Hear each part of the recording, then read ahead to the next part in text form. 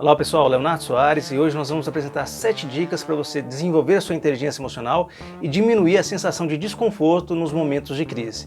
Segura aí que vai ser bem legal.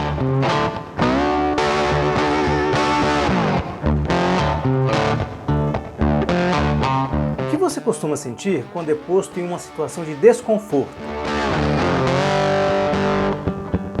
Você costuma ficar nervoso em reuniões de trabalho ou em apresentações na escola ou na faculdade? Você congela quando você quer chamar uma pessoa para ir ao cinema ou para sair em um encontro? Você perde facilmente a paciência quando alguma pessoa comenta sobre um tema ou um assunto que você não gosta? Enfim, você vive estressado, ansioso, ressentido e pronto para entrar em uma discussão? No episódio de hoje, vamos falar sobre a inteligência emocional e como a forma com a qual cada indivíduo lida com suas emoções pode gerar um impacto enorme na sua vida. Não sei se isso já aconteceu com você, mas é muito comum que o descontrole emocional nos cause algum tipo de prejuízo no nosso cotidiano. Ou porque nós fugimos de alguma oportunidade, ou porque nós nos paralisamos em alguma situação de crise, em uma tomada de decisão, ou porque simplesmente reagimos de forma agressiva, de forma até violenta, em determinadas situações, onde a ponderação e a calma seriam mais assertivos, seriam mais adequados. Em função disso, que é muito importante conversarmos um pouco sobre a dimensão da inteligência emocional.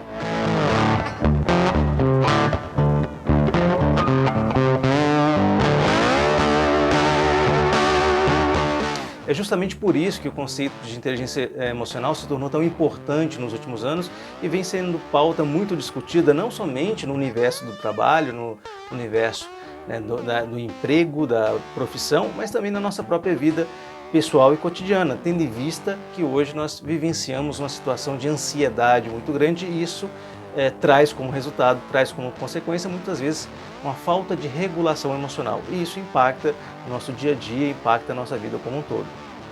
Agora, quando a gente fala de inteligência emocional, muitas pessoas entendem que isso significa controle emocional.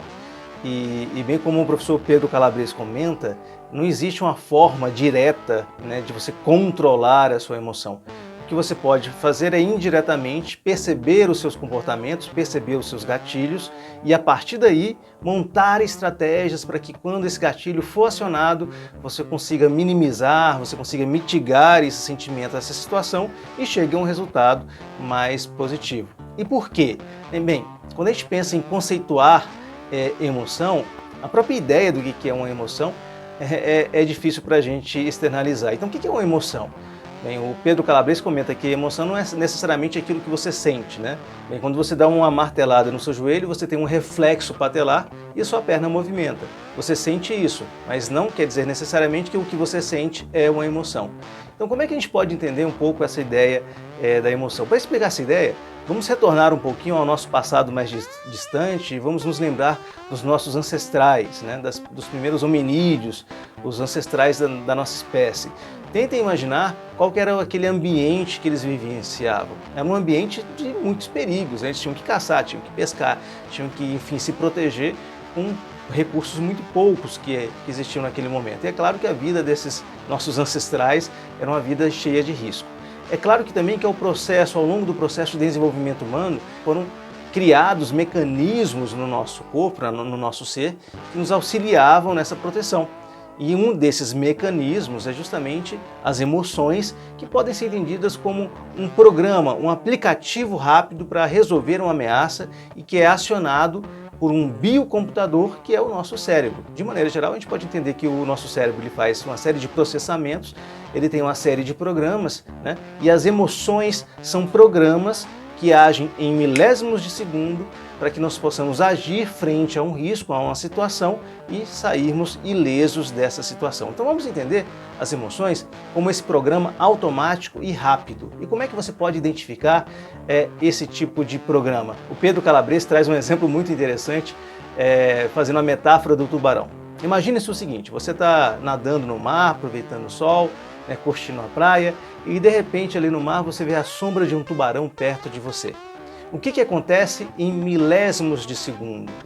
Bem, as suas pupilas dilatam, a sua boca seca, o seu estômago para de produzir ácido, o seu intestino cessa com os movimentos peristálticos. Se o seu intestino estiver cheio, sua bexiga estiver cheia, você sente vontade e desejo de evacuar. O sangue é redirecionado para os grandes músculos, pernas, braços e costas, para que você possa se movimentar mais rapidamente.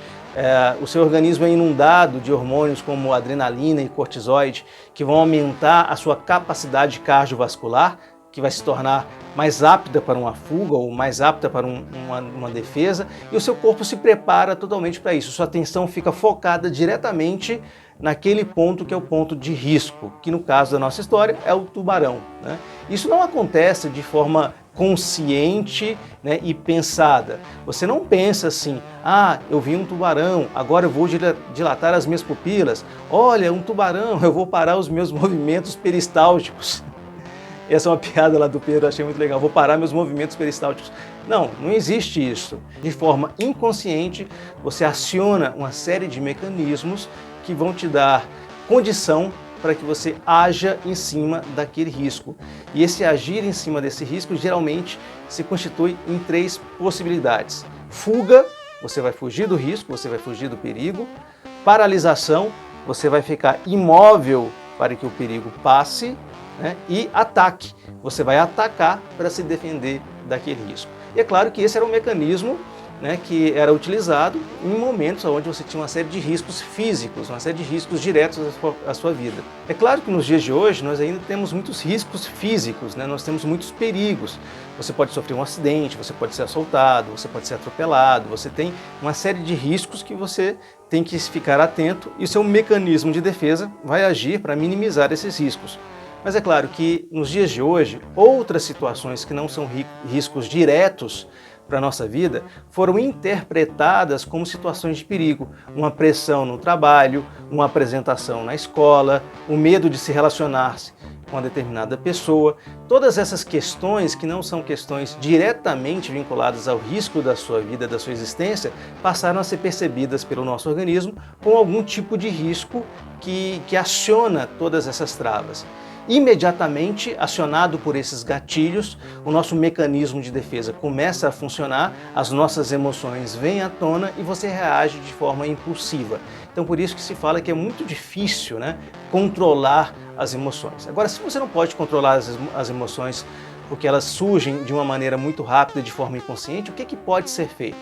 Bem, os especialistas, o Pedro Calabrese e outros especialistas comentam que existem 2 grandes ações que você pode fazer para tentar diminuir o impacto das emoções e para tentar achar alternativas de saída para esses casos. E é justamente o domínio dessas 2 grandes dimensões que, em grande medida, define a inteligência emocional. Então, quais são essas grandes 2 dimensões? A primeira dimensão é o autoconhecimento. É você compreender e entender o seu perfil emocional. Por exemplo, quais são as questões que te atingem emocionalmente? Possivelmente tem alguns temas que você reage de uma forma mais emocional do que outros. Talvez o posicionamento de algumas pessoas, até mesmo o posicionamento físico de algumas pessoas, causa em você um maior constrangimento ou causam em você um desconforto, aonde as suas emoções vêm à tona rapidamente, né? Algumas situações ambientais, aonde você está, como você está, bem, tudo isso são gatilhos que podem acionar o seu estresse, acionar a sua sensação de risco e vai inundar o seu organismo com hormônios, com situações que vão te preparar para um perigo que às vezes não é existente. Então, se conhecer e saber quais são os seus gatilhos é um primeiro passo extremamente importante para você desenvolver a inteligência emocional. Qual seria o outro passo? Bem, o outro passo é ciente de quais são os seus gatilhos emocionais, ciente do que te atinge, das temáticas, enfim, de tudo aquilo que te tira, né, da sua harmonia. Você vai construir estratégias para mitigar, para diminuir o risco de uma explosão emocional, de uma situação emocional que seja desnecessária ou desagradável. Então, sabendo que determinado tema te atinge, você pode evitar tratar esse tema com algumas pessoas. Se não for possível você evitar de tratar esse tema, você pode já construir algumas falas automáticas para amenizar e mudar de assunto. Você pode tentar evitar situações que lhe coloquem em frente a esse tema. E assim você vai criando as estratégias. Se você sabe que determinados tipos de pessoa te causam algum tipo de constrangimento, na medida do possível você vai evitar o contato. Não sendo possível não evitar o contato, você vai criar mecanismos de controle, de alerta, para que você não perca a sua racionalidade nesse processo. E assim você vai montando as estratégias necessárias para cada um dos casos que você identificou na ação anterior. Então é identificar os gatilhos mentais que te acionam o seu estado de risco, o seu estado de perigo, e depois pensar nas estratégias para poder controlar esses estados. É claro que isso não é controle da emoção, mas quando você aplica essas estratégias, você consegue dar um espaço de respiro para que as emoções se acomodem. E assim você vai minimizando situações, conflituosas. Bem, de qualquer maneira, eu vou apresentar para vocês aqui 7 dicas do professor João Francisco sobre como desenvolver a inteligência emocional, sobre como preparar estratégias para desenvolver o que nós chamamos de inteligência emocional.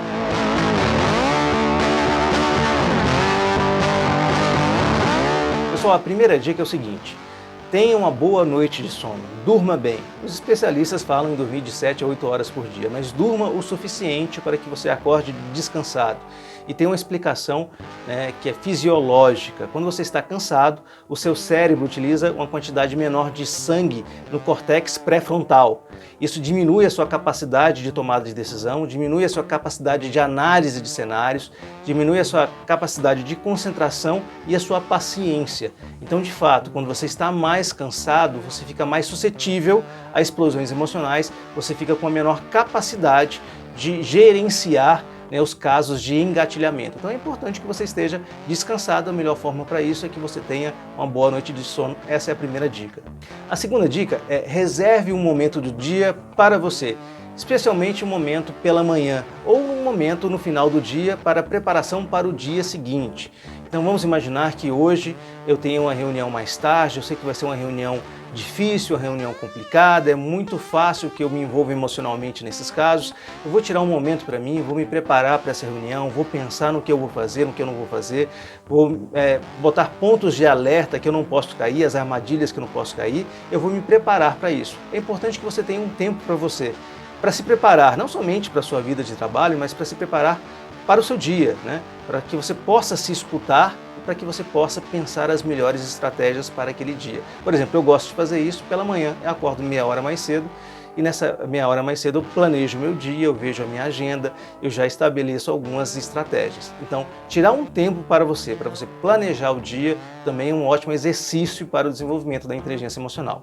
Uma terceira dica, que é uma dica que também tem muitos estudos, muitas pesquisas, é algo já reconhecido, é que atividades físicas melhoram a sua capacidade mental, melhoram o seu processamento, melhoram a sua capacidade de concentração e melhoram também o seu humor. Então, se você mantém uma atividade física regular, você tem mais produções de hormônios que vão trazer não só atenção, mas vão trazer uma sensação de felicidade maior. Pessoas que fazem atividade física são mais bem-humoradas e controlam melhor a sua emoção. Além dos benefícios óbvios, diretos, de você fazer uma atividade física no seu organismo, manter o peso, diminuir gordura, essas questões todas que são envolvidas. Então tente estabelecer pelo menos uma rotina de meia hora por dia de atividade física. Pode ser uma corrida, pode ser uma academia, pode ser uma arte marcial, pode ser um jogo, o que for, o que te der mais prazer, mas mantenha-se em atividade. Você vai ter resultados muito interessantes com isso.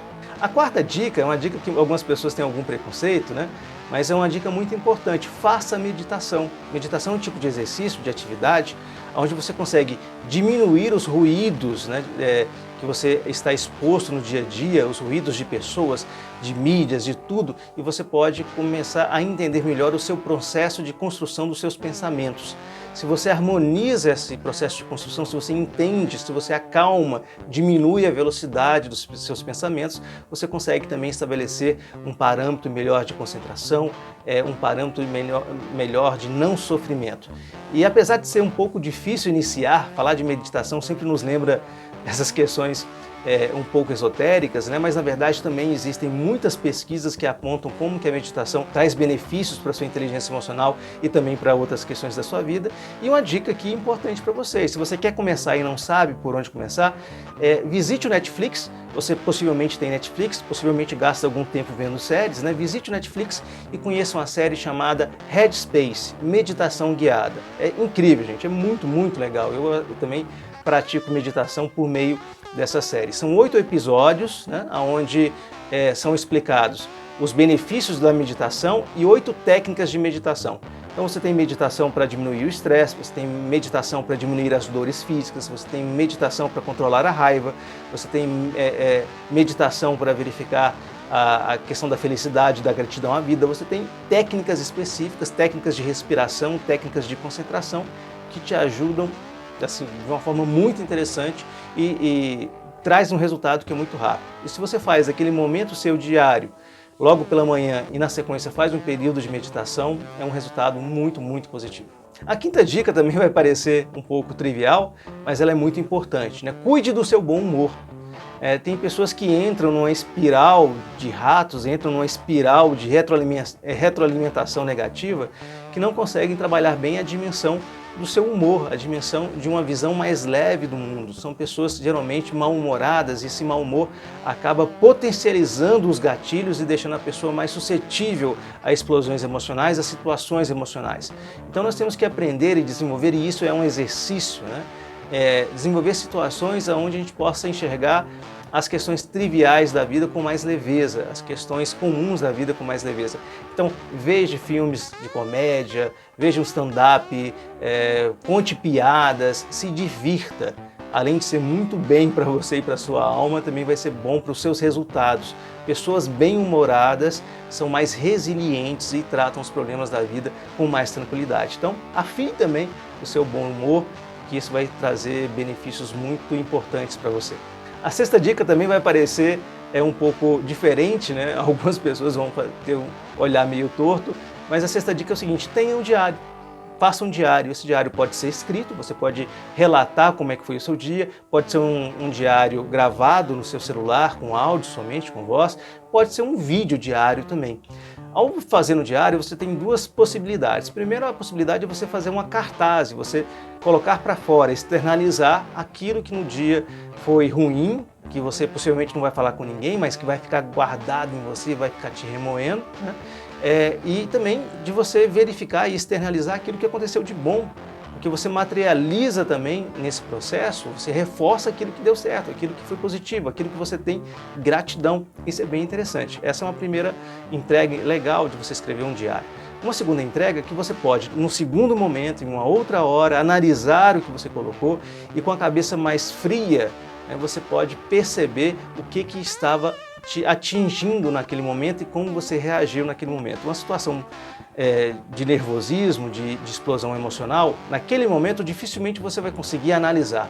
Mas se você grava aquilo e assiste aquilo no outro dia, você vai perceber uma série de coisas que naquele momento você não percebia, e isso pode te ajudar a se preparar para lidar com situações semelhantes que acontecerem no futuro. Então, é uma situação também interessante escrever um diário, um áudio diário, um vídeo diário, algo que você possa retornar em segundo momento. E a sétima dica também é: tenha um grupo de apoio, tenha um grupo de amigos, onde você possa falar sobre isso, você possa conversar, refletir sobre isso, converse com pessoas que têm o mesmo tipo de problema que você tem, então, troque informações e faça um grupo de apoio.